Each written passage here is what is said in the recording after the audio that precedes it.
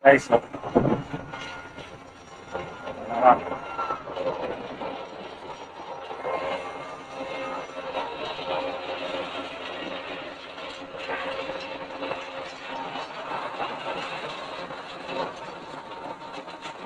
yung dalawang operator.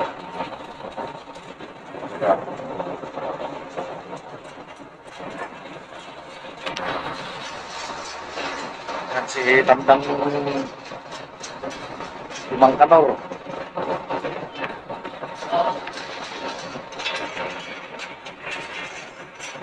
Tinicheck mo na yung ROV bago ibaba.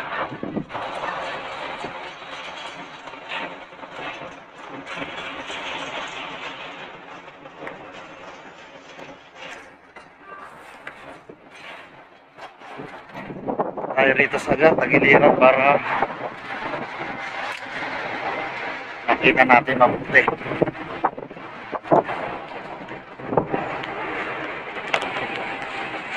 Yan.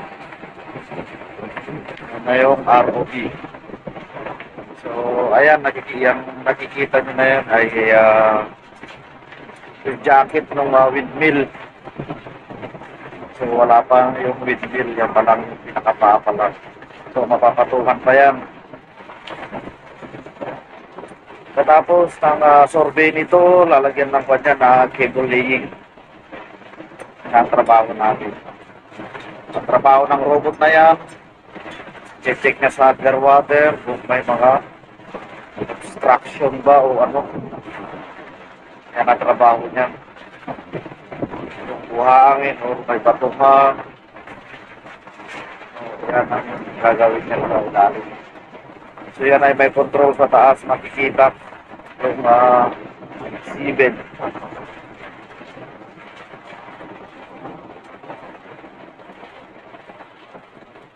Well, kaya ang ginagawa. Kaya pang ito pa. Yan, unti-unti na siyang binababa.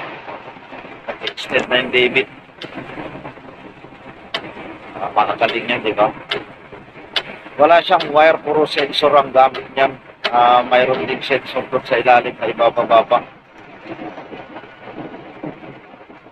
Makita niyo yung wire, wala siyang yung cable wire.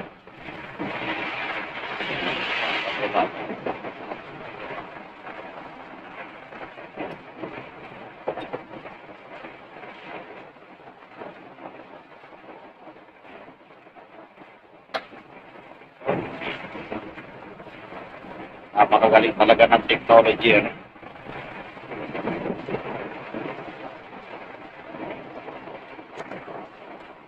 Malapit lang kami sa tabi. Halos yan yung Taiwan Type 2.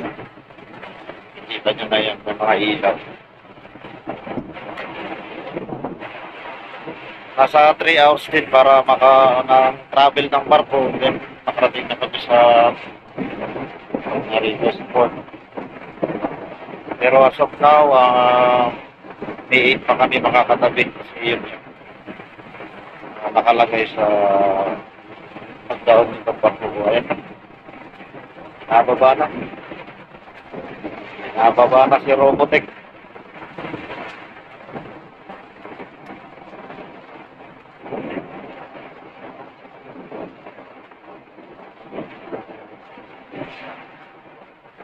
Oop!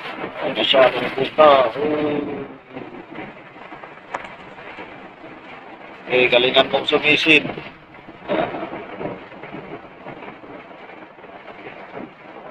And yun lang, tuloy na naman ang operation. Balik na ako sa trabaho ko. Thank you for watching. Enjoy!